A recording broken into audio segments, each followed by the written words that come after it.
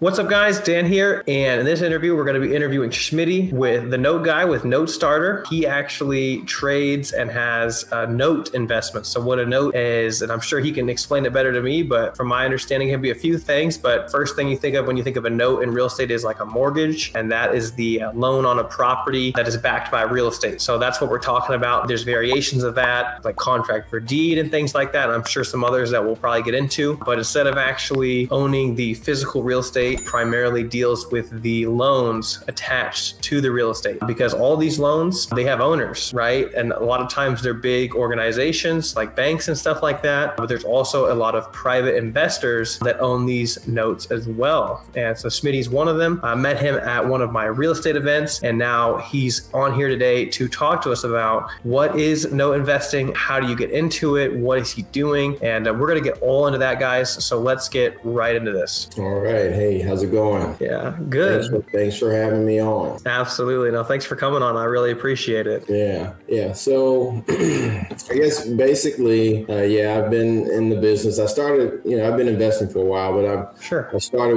in note business in 2019, and it got me very interested. We were at a meetup, and actually the local meetup. Yeah. And there was somebody there talking about notes. And I just was not very familiar with it. But what struck me was that you could be the bank, you could collect money, collect payments, and not really have to deal with renters and toilets and tenants and all that good stuff. So that's kind of what got me curious and got me started. Ended up buying my first note and kind of started from there. And for me and my company at Note Starter, we buy notes all across the U.S. We're just not doing anything here local, so it doesn't matter where that note is. Okay. We buy notes pretty much everywhere. Now we have some here locally, but I own some in some other states as well. Okay, gotcha. How do you go about like buying a note? Like what is, I know a lot of investors, they have like a buy box or criteria with like a property. What is your kind of buy box for a note? Yeah, so my buy box, of course, it kind of ties into the real estate as well. When I buy a note, I don't want my ARV's house to be lower than 60,000. Okay. So I don't want to deal with, because once the ARVs get a little smaller, and when you buy those notes, and depending on what kind of condition the house is in, you may have to rehab or sell as is. Mm-hmm. You got to have some cushion in that paper. So if I'm, I kind of try to cut my ARVs off at about 60K. Mm-hmm. But for the most part, most of my ARVs are running around 100K or more. So that's part of the buy box. And then the coupon rate, which is the interest rate that the borrower is paying. I like to only deal with coupons around 9.5% to 10%. Okay. And then of course, as you buy cheaper, then your yield goes up based on that.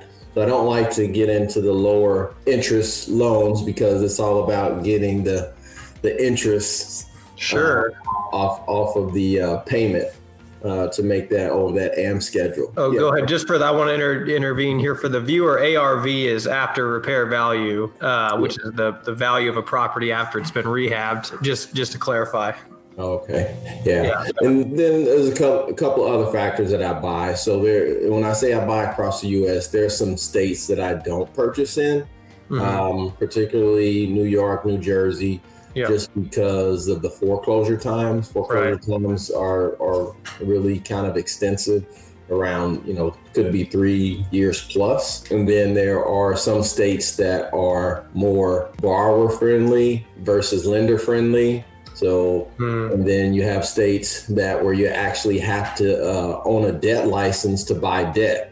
Really? Well, yeah. So there are certain states, if you decide to take on notes, you have to have a debt license. So for these notes that you're buying, I would assume it's primarily like hard money rehab type of notes then, or is it different notes? Yeah. So no, they are notes that either have been created or they're newly created. So they've either been passed down through banks or hedge funds. Because what generally happens, like when like some of the big institutional banks, they may sell tranches, and that's what we call notes. They sell them in tranches of maybe, you know, $500 million to these hedge funds, and then hedge funds take what they want out, and then they may sell it to another capital group that may buy $50 million. And then that $50 million pool, you know, that's kind of where I come in, to where they're sending me these notes to where I can buy, like, cherry pick or buy a couple of them, to where I don't have $50 million to buy notes. Right. So they give you a chance to do what they call cherry picking, and I can buy 1, 2, 5, 10, or whatever.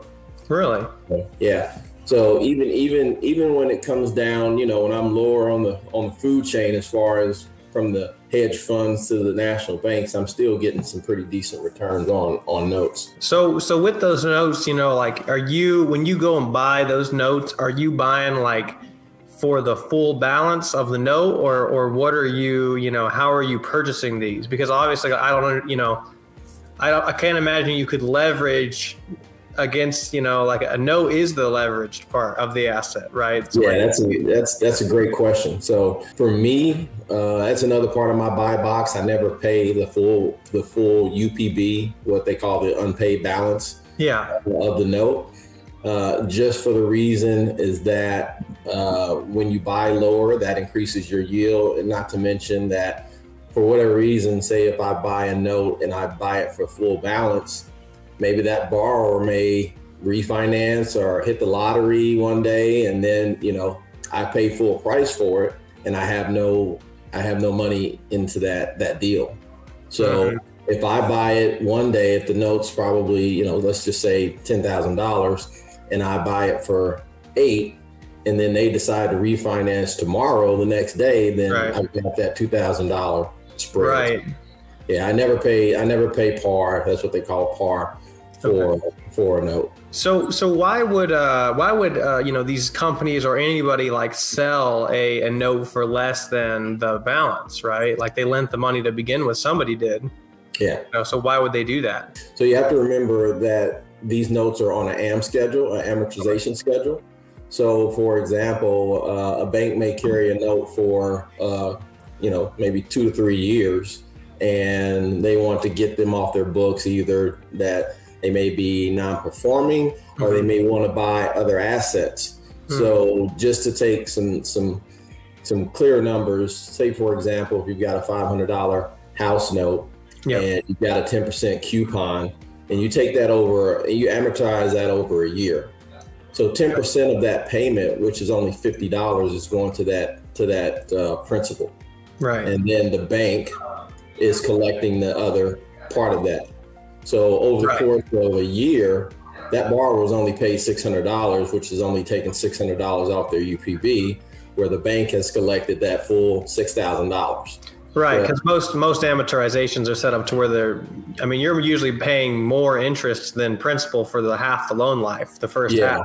Correct. Right. Okay, so they've made, because even though the whole thing is, say, you know, 5% or whatever, the bank is actually making a lot more than that on the front end of the loan. On the front end, yeah. Right.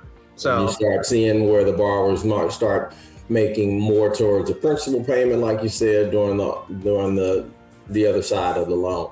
I see. So it gets to the point where they've made their money and they want to sell it off because they're getting diminishing returns over time. Yeah, and also they want to keep their possibly A quality status for their banks as well, because if they've got some maybe underperforming notes, right, and they've got some, you know, maybe some C and D related notes, and they've got a bunch of A's over here. So if I can get rid of these less performings, it keeps the bank status in a better status if they've got performing loans on their books. So that makes sense, and that probably makes them more bankable as a bank, you know. Right. So, you know, with that, I guess, like, are you just you know, operating out of your own cash, or do you have like partners that, you know, or how are you continually, you know, acquiring more assets? Yeah, a little bit of both, Anna. So I use my own capital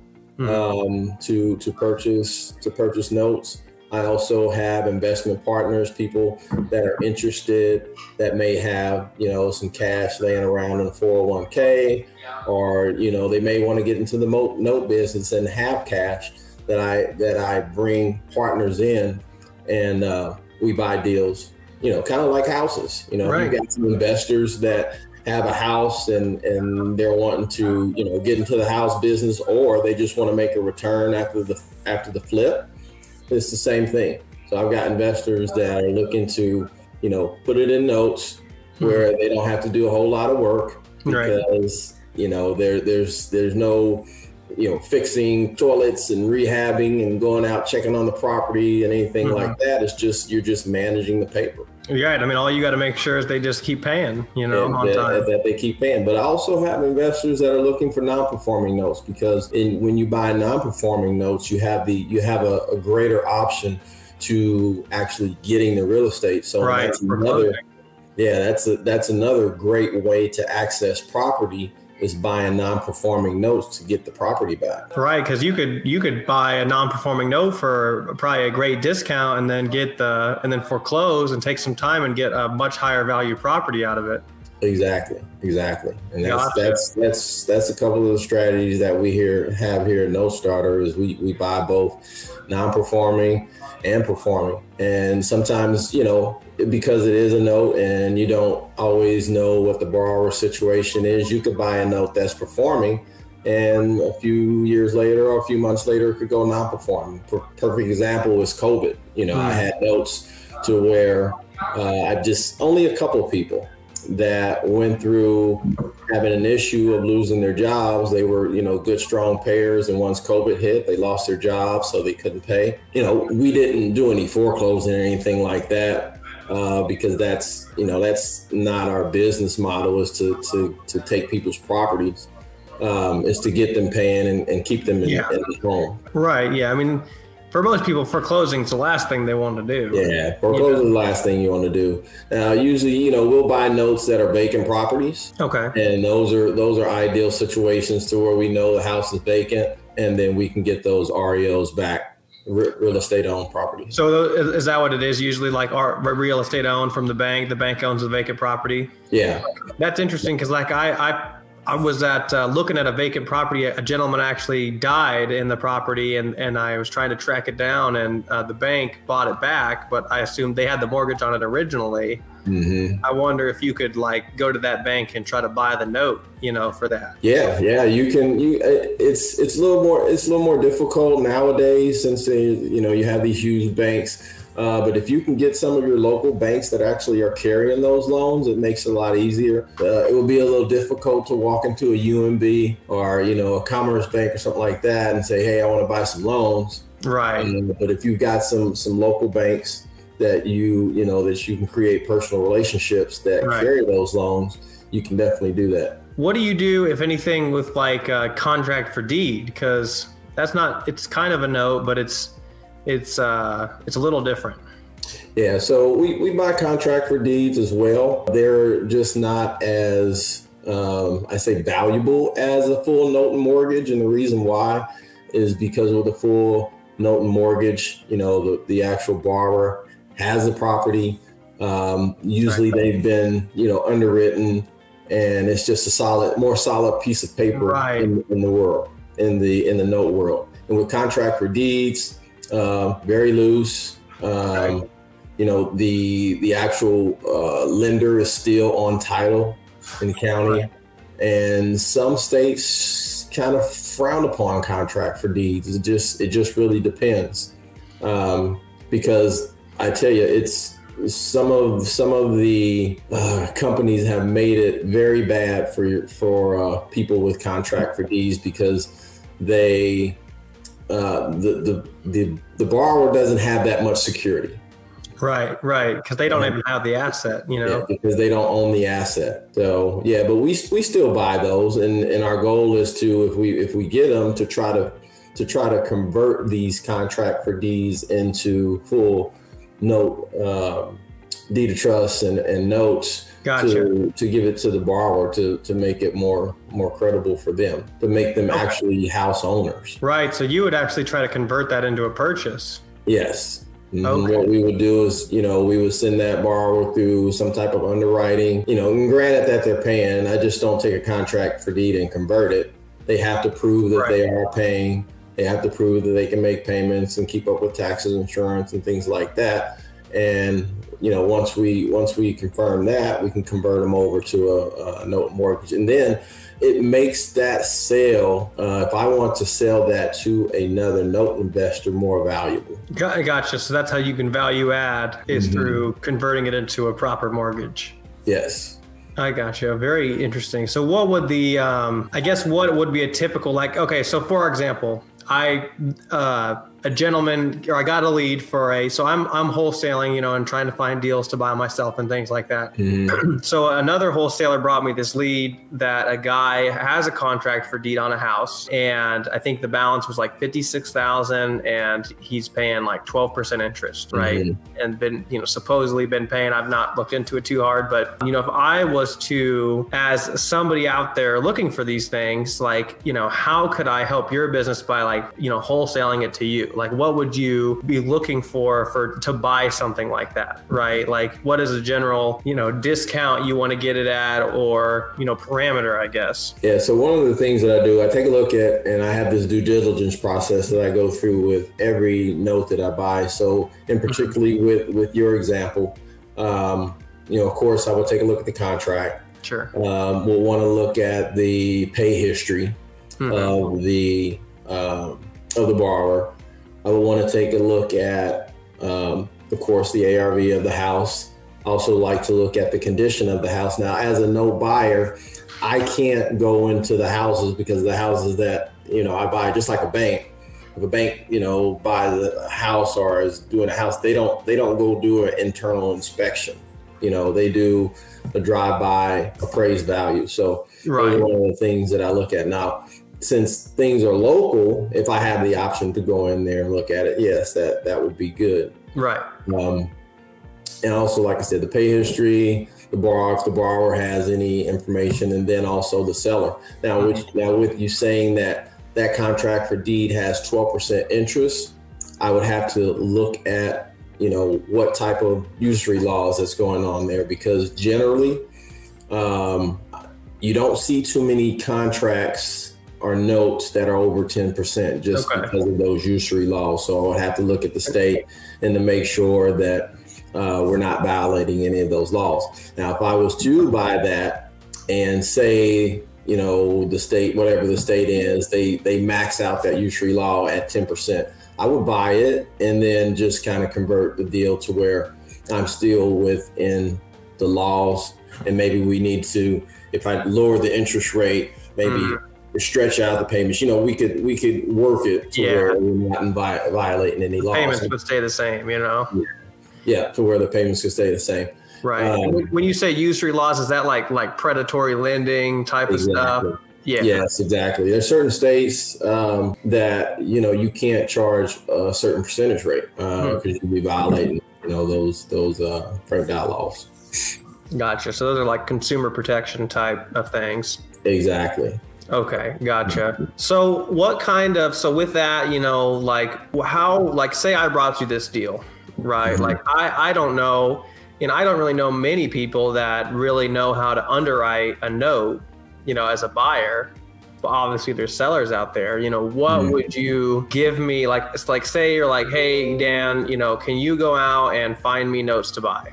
Right. Like I want to buy some 10% notes or whatever, what kind of guideline would you give me in terms of I need to pay, this percent of the balance and, or XYZ, I don't, they're fairly straightforward. Yeah. Right? Just, that's the kind of thing I'd want to know. Yeah. So if you're finding the notes, just think that they're already created.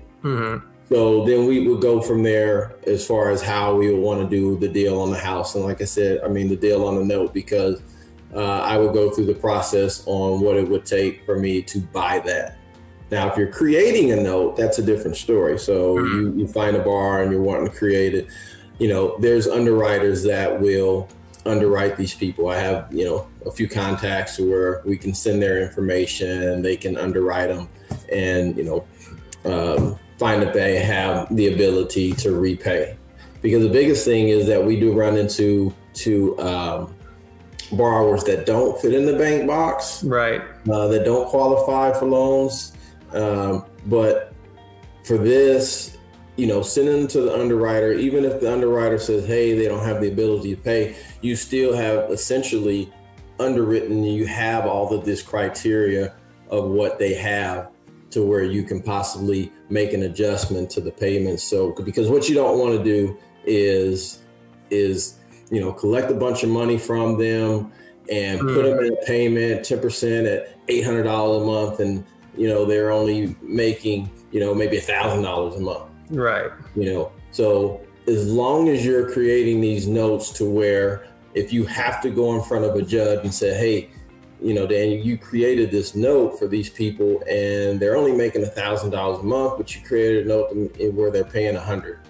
Right. So those things right there can get you into trouble. So even if you don't have them fully underwritten, just make sure that you're doing the quality background checks and information, and make sure that they're not putting themselves into debt behind.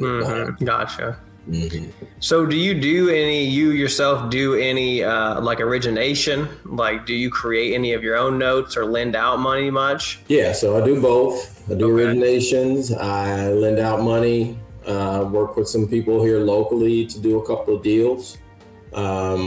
And, just like you said, if you have a deal that you can bring, or you run into a note that we can bring, we buy those. We buy those. We buy contract for deeds. We buy full note and mortgages as well. So any deals that, you guys run across, we buy. And would you say that you, like, your ideal buy box, do you do mostly like shorter term, kind of like, rehab, like 6-12 month loans, or are you looking more for those long term, 10, 15, 20, 30-year mortgage type things? Yeah, the long amortized loans, that's what we're looking for. Okay. Yeah. Gotcha. Yeah, haven't done any short-term loans. So most of, pretty much everything that I have is, 10 years plus. Okay. Gotcha. Okay, that's good to know. So if you were to give, there are like lenders, I haven't really found, like, this might be a great opportunity because there's a lot of hard money and private money, semi-private type stuff out there for more short-term stuff, but I really haven't, run across, I mean, that's not true. There are private long-term lenders, but what kind of, if I was to come to you and, and I was like, hey, we just, like, would you like refinance a rehab or something like that? Or like, what would you do to like originate a loan, right? What are you looking for? Well, that would just be, I don't lend too much money. Okay. My lending is a little small because I like the whole note space. So really, as far as the private money lending, I have not yet tapped into that, but I do want to do it. So I'm working with a mentor to do that. But that's not my area really. I have, I want to get into that, but haven't yet done that piece of the lending portion. Matter of fact, I was working with a guy here a couple of weeks ago, and we almost had a deal to where we was going to lend him some money, but it fell through. So I'm really just scratching the surface on doing some private lending. Gotcha. And what was that? Was that a longer term note, or was that more of a shorter term deal? It was a short term. Yeah, it was a 12-month term. So gotcha. Yeah, it was. Okay. Cool. Very nice. I guess, how did you get into this? Like, how did you, you said you went to a local meetup or something and kind of discovered this, or how? How did you get introduced to this whole space? Yeah, so I was at our local Maury out in Overland Park, and there was a lady by the name of Don Rickaball. She came and was talking about notes, and man, it was like completely over my head. Sure. I didn't understand what she was talking about seller carrybacks and holding the note and all this other stuff, and I was like clueless. But like I said, when she said you can be the bank, you don't have to deal with toilets. That was a light bulb that went on. So after that, I was really, scrubbing YouTube on note buying and scrubbing and going to YouTube University, learning stuff. Yeah. So I met up a guy in San Diego and actually started mentoring with him. And then, it was really short later, maybe 2 months later after I bought my first note, and I was just like all in. I just bought. I was that guy that that bought that house that didn't know anything that he was doing. He just bought the note. So that was kind of my first deal, and then I've been going ever since. So the difference between me 3 years ago and me now, I have a buy box. I have a certain criteria. I do better due diligence. I know more about the laws and the things to look out for, to where I can narrow down and make better deals since my first note purchase. Gotcha. So how many, if you mind sharing, how many notes do you have on your books? Let's just say we're in the double digits. Okay, that's good. There you go. Yeah. That's awesome, man. So do you, I would imagine that, it doesn't take up very much time at all, just having the portfolio, I guess. It makes sure everyone pays, I would imagine. But I'm sure there's a lot of unsung things that go on. Yeah. So, I mean, you can actually really get involved, because just like notes, I tell people I have servicers for every note. What I found that some of the local note creators here, they don't do servicing. Mm-hmm. And just trying to give them a different opportunity or a different pathway to let them know that servicing notes, having a note servicer is like having a property manager. Right.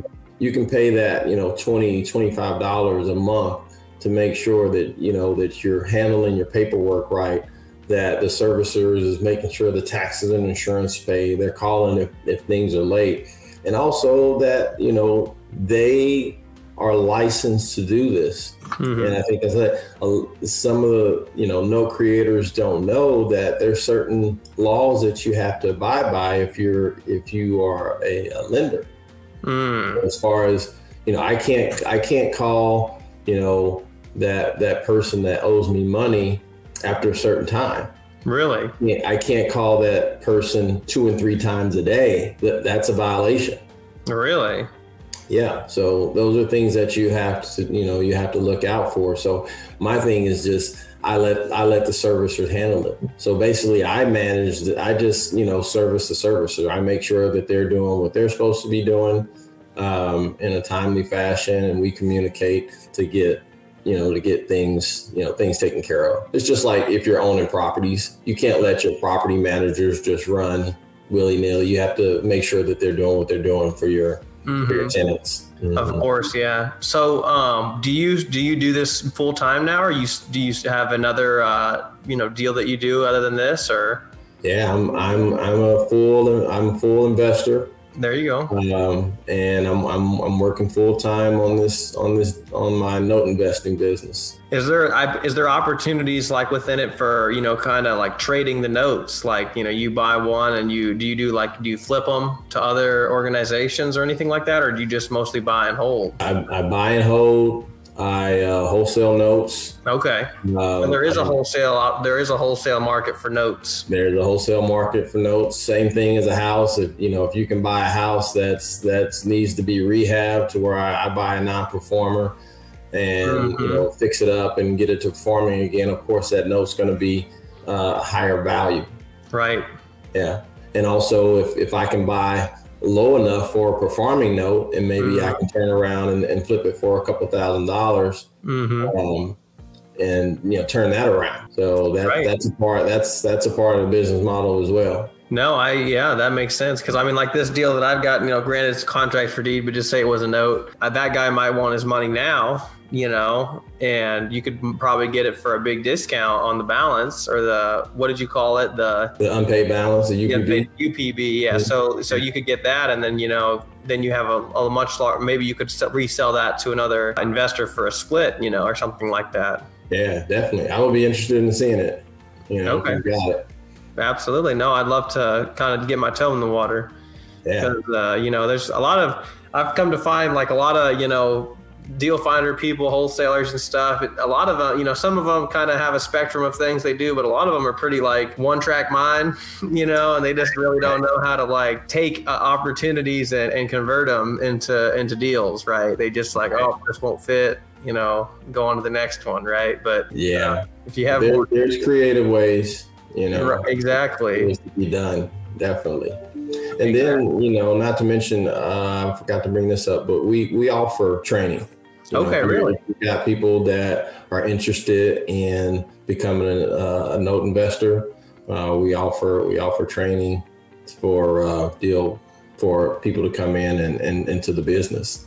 So I've trained with a few people, mentors that I still have today, which are excellent. But for me, I offer a little different strategy because most of my mentors is like you buy some videos, you look at the videos, and you know, then you go out and do the deals. But what I found out is once I got done with the videos and it was actually time to actually do it, I still was a little, you know, fearful. Yeah.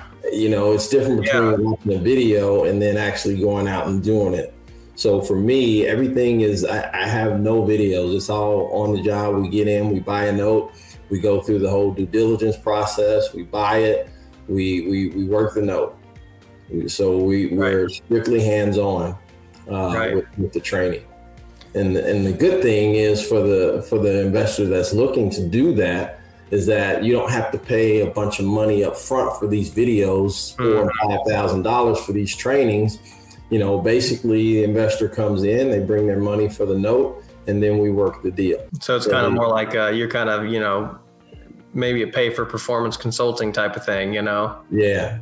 Right. So, you know, they can bring the money to buy the note because they're going to have to buy the note anyway. So they come in, you know, partner with us. Okay. And then, you know, we work the deal from there, whether it's a non-performing note or a performing note. Right. No, that'd be invaluable. I mean, I know even now, like, you know, we've done, I probably over 20 transactions of different stripes, but, you know, even now we have different ones all the time, and it can really help to have that, you know, hand on your shoulder and somebody that's been there and done that kind of walk you through what to expect. Right. And it can save you, you know, thousands, if not tens of thousands of dollars, you know, doing it right with somebody that, you know, can see the things that you can't, as opposed to going through and, you know, potentially jacking things up for yourself. So it's all about making the note valuable for resale. Right. And that's the biggest thing. And I always equate it to rehabbing the houses. So you could, you know, you could do the paper and, you know, not do certain things and make things, you know, not as clean. But then once that note goes to sale, and in my space, you know, I'm dealing with note investors that are all across the US, not just, you know, local people. So they're in this business. They know what they're looking for. They want solid paper. And also, you know, I want to be the one known to sell solid paper. I don't want to be the one that's I'm the guy that's selling paper and this is what happened, or I didn't give them this, or, you know, they had to go and fix this note for whatever reason with the attorney. So, you know, it's a credibility thing as well. 100%. And, you know, with that, like how, there's kind of two questions here, but like how liquid is a note, right? Like if you had to go and sell one for whatever reason or sell them all, you know, how liquid are they? And, you know, how long would it take? And, you know, what kind of discount or et cetera would you have to actually, you know, get your money back out of that should, you know, you want to go into another opportunity or something like that? Yeah, that's a good question too. So it's all about, you know, for one, what you're selling. And of course, you know, it's all about, you know, the price that you buy in at. So for example, I've got two notes that I just put up for sale. Okay. One's in Illinois and then one is in Alabama, I think.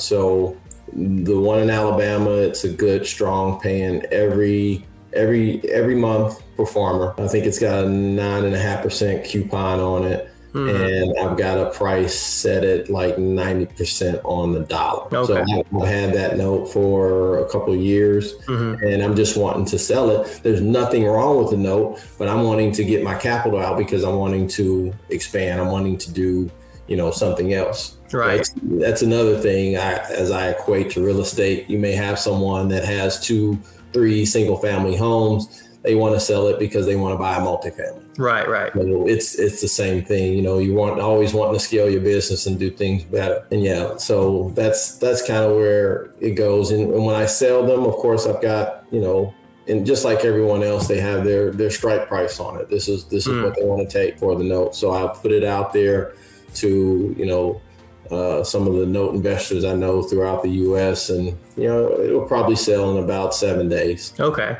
So that's pretty attractive then, that particular one. So what, is there like any kind of like note marketplace or circle, that everyone runs in, that you like the MLS or something like that, as it would be in real estate? Yeah. So there's of course Facebook groups. There's Facebook groups all over Facebook that are note investing places to where you can go and offer your note. There's also like I attend seminars, I attend conventions. They have like 4 or 5 major events every year, from Florida to Texas to Vegas to California, that you go, and all of the note, as one of my friends call them, the note people. We go and meet there. It's like, doing deals, making contacts with people. So there's a whole community throughout the U.S. that you can get your notes sold. And then they also have websites. Okay. There's websites that actually host notes. Okay. There's many of them. There's PaperStack too, and there's Note TradeX, there's NoteX, there's DebtX. There's a lot of note sites out there where you can go and buy paper. Okay, wow. So there's a pretty big community of folks that are trading notes then. Mm-hmm. Yeah, no, I mean, it seems like it's definitely, probably by its very nature, it's more of a behind the scenes type of people, that don't really want to be in direct interface with the properties, Right. So, right. And and what I found, by coming back here to my own backyard, is that some of the note buyers here local, they want to keep control of the property. That's the goal. When most of them, I would say the majority of the note buyers that I deal with, they want nothing to do with the property. They want to completely function like a bank, to where they're hands off with the property. They just want payments. They want you to keep your taxes. They want you to pay your insurance, and they want you to make your payments. And that's kind of how I operate as well. I don't really care too much about trying to control the property. My goal is just to make sure that when I buy in, that property is worth something when I'm buying that note. Right, because you could buy an upside down note. Yes, exactly. And perfect example I was looking at on here in Muskegon, Michigan. Okay. Small place there. After looking at and doing my due diligence, come to find out that the home was not in very good condition. Based off of the price of the note that they were asking for, the condition plus the ARV of the house, and then after looking at the conditions, didn't meet it. Right. What they were asking for the note. So at that time, you can either go back to the seller and say, okay, well, I'll offer you this for the note, or you can pass on it. Right. Pretty clean cut. Would you say that of the note, trading individuals, like it sounds like it may be, just as a real estate investor in the properties, like it might be an opportunity to meet potential like private money lenders and things like that. Yeah. You run across, and even in this note space, they're doing everything. They're doing notes, they could be owning property. They can be doing hard money lending, private money lending. But for the most part, I would say most of the investors in this circle, they're either doing notes or they're doing private money lending. Not too much in the real estate. Gotcha. They're just doing the paper, trading the paper. Yeah. And seller, every year seller finance is on the increase. Right. No, it definitely is. Especially with rates going up and people wanting to still get the prices that of yestermonth, that's kind of the only way to make it feasible now. Because I think, I don't know about you, but I think rates are probably going to go to, 8.25 at least, Yeah, we may see them there. We definitely may see them there. And then, the bank restrictions get a little tougher all the time. The credit scores are going up in order to qualify. Right. So, which squeezes some people out to where, they can't get that loan. And that's one of the things that we offer, for people that can't get those qualified notes. We can put people into homes at, decent rates where you not as stringent as the bank, and we can put them into, nice homes. So with that, would you say you're doing some like loan brokering, of some other products then, or is that not exactly what it would be? No, and basically is we, as you know, I looking for homes in the area. So once I get those homes, basically finding borrowers to put them in. Gotcha. So you're more like buying them and then seller financing them to the end buyer. Correct. I see. Okay. Mm-hmm. Gotcha. Mm-hmm. And then you just have the paper at that point. Yes, that's correct. I gotcha. Mm-hmm. Okay. Yeah, no, it's definitely a more and more common practice. It seems to be becoming quite ubiquitous in the real estate space. Yeah, you're starting to see a lot more of it, and then you're starting to see a lot of burned out landlords going to the note business because they're tired of dealing with tenants. Right. They're tired of just getting the phone calls. They're tired of them tearing up the place and then having to rehab and start all over again. For me, that model is good for me to where I can put them in a home with a full note and mortgage to where I'm not worrying about with contract for deed, just to sidestep a little bit, because with contract for deeds, you're still on that deed. So you still own the property. You still own the property. And if there's any violations or anything that happens with the county, if they're doing something that gets tagged to you. So I want to be, for me, completely hands off. So that's why I want to put you in a full note and mortgage, and you make the payments and you're completely responsible for the property. Makes sense. And that way you're totally liability free. I'm liability free. Yeah. Mm-hmm. Yeah. Makes sense. Well, that's awesome. No, thanks. It's been a really interesting interview. I've really enjoyed this. Well, where can people come and work with you or find you if they want to get some mentorship or, send you some of their deals? Where should they go? Yeah, so you can reach me at my email. It's wsmith@notestarter.com. That's wsmith@notestarter.com. Or you can shoot me a message at 816-226-8405. That's just a Google Voice number. You can shoot me a text or whatever, or you can call that number. And yeah, those are the two places. And you'll see me at meetups, and I'm always at your events. So thank you. Definitely reach me there. Very good. Well, guys, go check him out. We'll put his email in the description. Contact him. If you have something he'd be interested in or like to work with him, drop a like on this video and subscribe for more awesome interviews like this. And with that, we'll see you guys in the next chapter.